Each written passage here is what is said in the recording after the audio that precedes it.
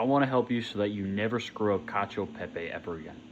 Now for my cheese, I'm choosing to use this Cello Romano cheese and this Pecorino Romano.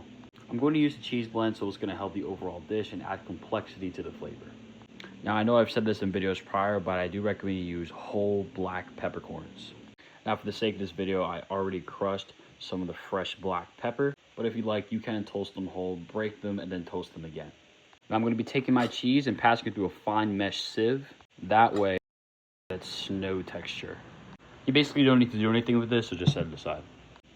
I'm going to add a little bit of heat to this pot so it helps it when we do the bain marie. A little bit of pasta water, set it aside. Maybe a little bit more. Now for a dish that only has 3 ingredients, a lot of people get this wrong because there's either too much heat, too much water, or too much cheese.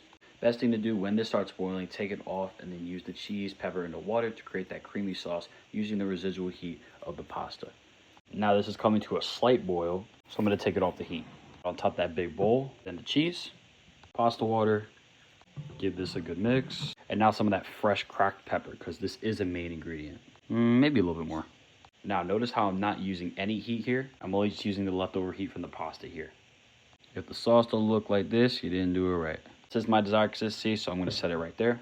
Now I do recommend you have your pasta and your sauce in 2 separate bowls because then we're going to fill it up with this, which is going to have more water in here. Use the residual heat of the pasta. Salt that boy up. Now this is hot enough, so I'm going to move it along. Add back on my sauce. Let me give this one more mix so everything's nice and creamy. I'm going to add in my pasta. Same procedure, mix this on low heat. I do recommend that you toss this a few times so you can get each one of those noodles coated. Gonna add a little bit more black pepper.